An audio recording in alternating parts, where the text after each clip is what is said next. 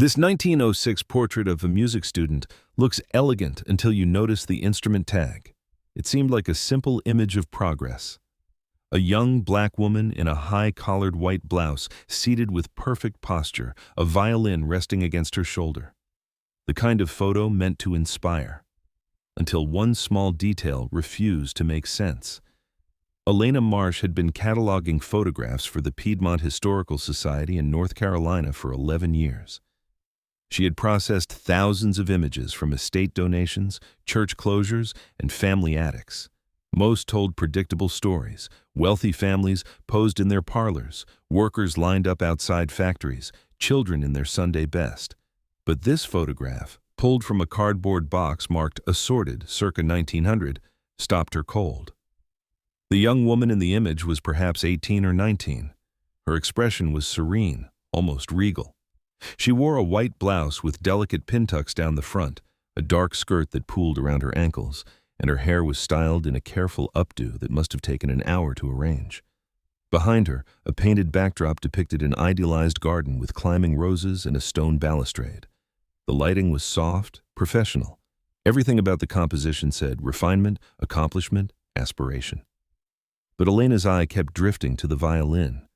It was a beautiful instrument, the wood gleaming with the deep amber tone of something expensive and well-maintained. The young woman held it correctly, bow poised just above the strings, chin tilted at the proper angle. She clearly knew how to play. But there, on the scroll of the violin, hanging from the peg box by a thin wire, was a small metal tag. Elena adjusted her desk lamp and reached for her magnifying loupe. The tag was rectangular, perhaps half an inch wide, stamped with numbers and letters she could not quite resolve. It looked like an inventory tag, the kind you might find on equipment in a factory or tools in a workshop. Not the kind of thing that belonged on an instrument held by a young woman posed as if she were about to perform at a recital. Elena turned the photograph over. On the back, in faded pencil, someone had written, L. Whitmore, Harmony Institute, 1906. She typed Harmony Institute, North Carolina into her database. Nothing came up. She tried variations. Harmony School, Harmony Academy, Harmony Industrial. Still nothing. This is not just a pretty old photo, she thought. Something here is wrong. Elena had come to archival work through an unusual path. She had started as a studio photographer in her 20s, shooting portraits and weddings, learning to read faces and compositions for what they revealed and what they concealed. A client's stiff smile, a couple standing 6 inches too far apart, the way someone's hands gripped their own arms when they were trying to look relaxed. She had always been drawn to the stories photographs did not mean to tell. After a decade behind the camera, she went back to school for a master's degree in public history, specializing in visual culture of the post-Reconstruction South. Now she spent her days in climate-controlled rooms, handling images that were older than anyone alive.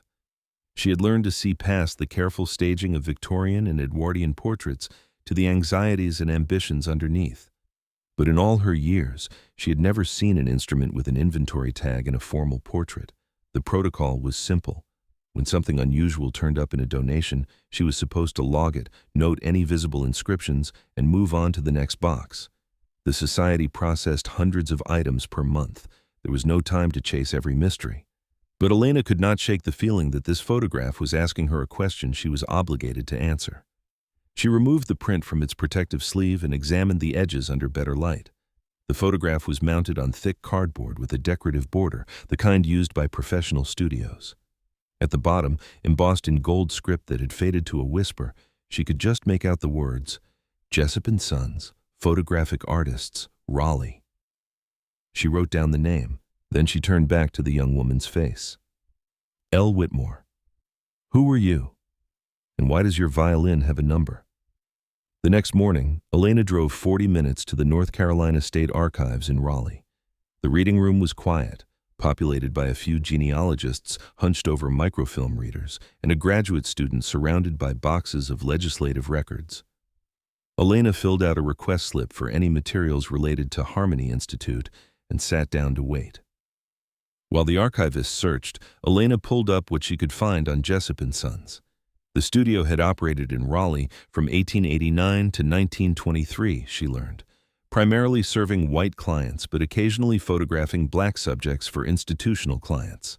Their records had been partially donated to Duke University, but most of their business ledgers had been lost in a warehouse fire in the 1980s.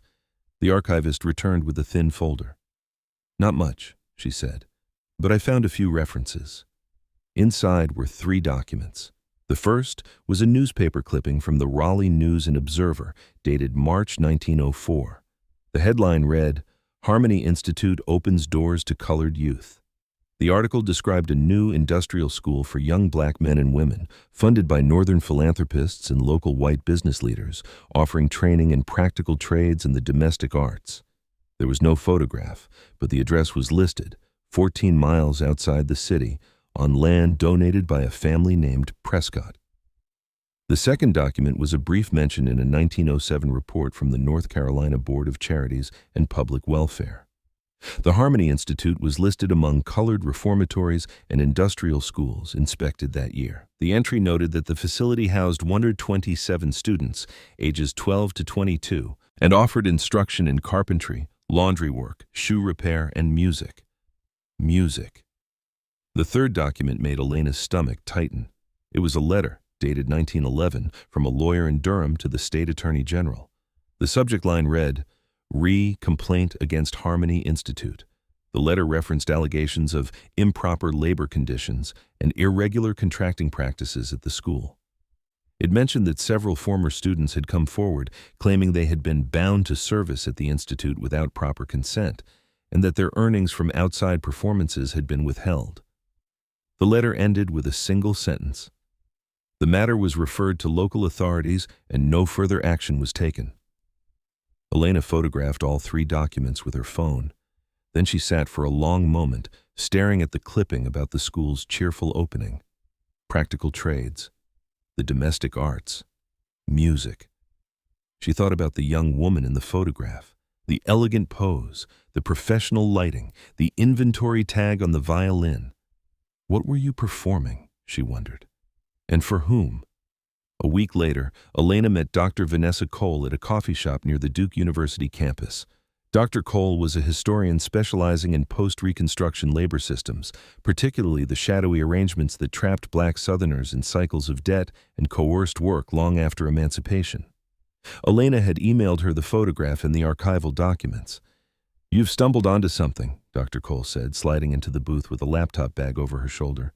"I've seen references to Harmony Institute before, but I never had a photograph. This is significant." She pulled up a file on her computer. After the war, there was this whole ecosystem of industrial schools for black youth in the South. Some were legitimate. A few were genuinely transformative, but a lot of them were fronts. Fronts for what? Unpaid labor. They'd take in young people, sometimes orphans, sometimes children whose families couldn't afford to feed them, sometimes kids who'd been arrested on petty charges and sentenced to reform. The schools would promise education and job training, but what they actually provided was a workforce. Dr. Cole turned her laptop so Elena could see the screen.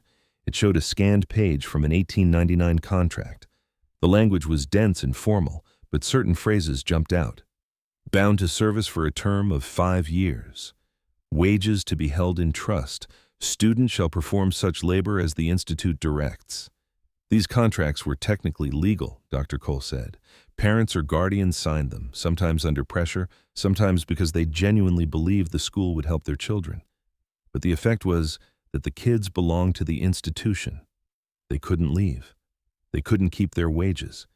And if they tried to run, they could be arrested and returned. Elena thought about the 1911 complaint.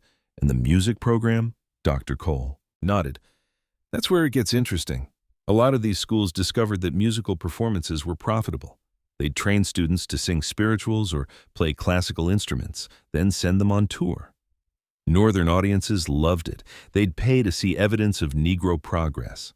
The students performed in churches, concert halls, even private homes. All the money went back to the institution. She paused. The instrument tag makes sense now, doesn't it? The violins, the cellos, the pianos, they belong to the school. They were assets, tracked like any other inventory, and so were the students. Elena stared at the photograph on her phone. The young woman's serene expression. the careful staging, the tag hanging from the scroll of the violin. She was a product, Elena said quietly. They were selling her talent, and this photo was the advertisement. More than that, Dr. Cole said. This photo was proof of concept. It showed donors and audiences that the system worked, that it was turning wayward black youth into refined, respectable performers. It justified everything. Over the following months, Elena dug deeper. She tracked down the Prescott family, whose land had hosted the Harmony Institute. The family had long since dispersed, but their papers had been donated to a small historical society in a town called Laurel Fork. Elena drove 3 hours to examine them. The collection was a mess. Boxes of receipts, letters, legal documents, all jumbled together with no clear organization. But buried in the second box was a leather-bound ledger marked H.I. Accounts, 1905-1912. Elena opened it with trembling hands. The ledger listed students by name and number. Each entry included a date of admission, an age, a term of service, and a running tally of earnings credited and expenses debited.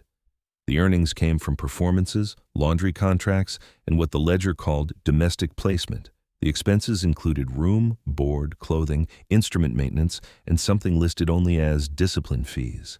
She found L. Whitmore on page 47, Lillian Whitmore, admitted September 1903, age 14, term of service, 7 years. Primary assignment, violin, touring ensemble. The earnings column showed hundreds of dollars accumulated over 3 years. The expenses column showed nearly identical amounts deducted for board, clothing, and special instruction. By 1906, when the photograph was taken, Lillian's account balance was 11 cents. Elena photographed every page. In a separate folder, she found correspondence between the Prescott family and the Institute's board of directors. One letter, dated 1909, discussed the Whitmore matter. Lillian had apparently attempted to leave the Institute before her term expired. She had been intercepted at the train station in Raleigh and returned. The girl claims she was promised release upon reaching her majority, the letter read. However, her original contract clearly states that the term of service begins at the date of admission, not the date of birth. She remains bound until 1910. Elena read the sentence 3 times. Lillian had tried to leave when she turned 21, believing she was legally free. The Institute had argued that her term had started when she was 14, so she still owed them 3 more years. They had used paperwork to keep her imprisoned. Elena brought her findings to the Piedmont Historical Society's director, a careful man named Howard Ennis, who had spent 30 years building the institution's reputation for rigorous scholarship.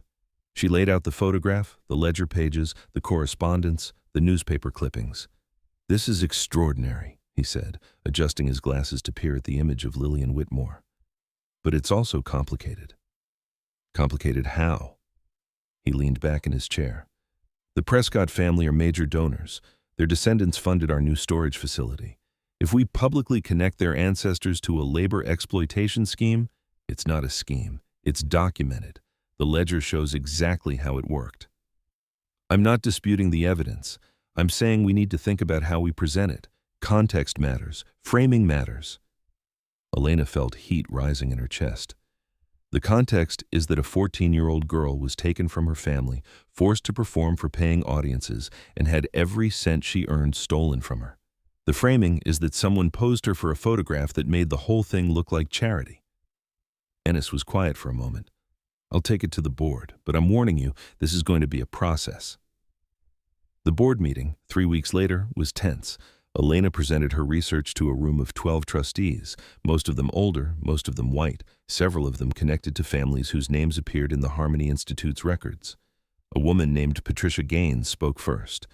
"I'm not sure what we're supposed to do with this. Are you suggesting we accuse the Prescotts of running a slave operation?"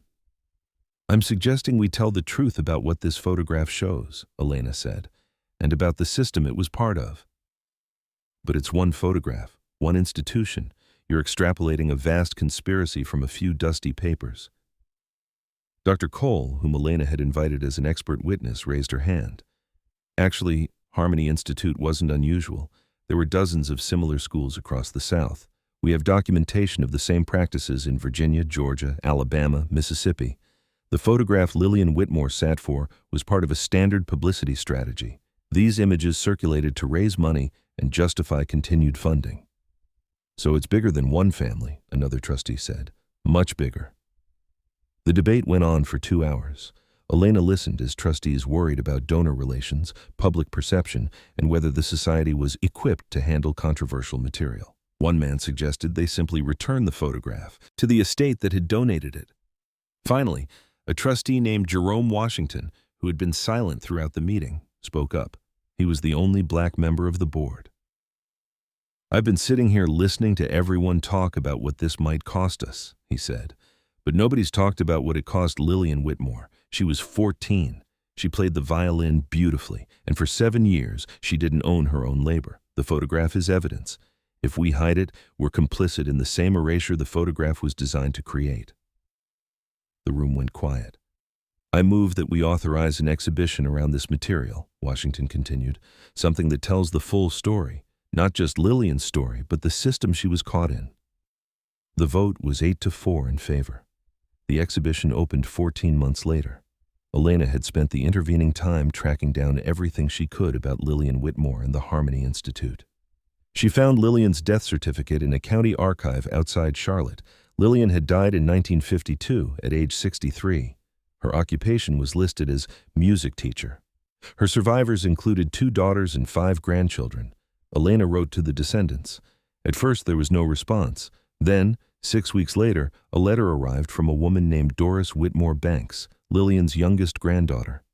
"I always knew there was something my grandmother didn't talk about," Doris wrote. "She taught piano and violin to children in our community for 40 years. Everyone loved her, but whenever anyone asked about her own training, she'd go quiet. She'd say, 'That's old business. We never pushed.'"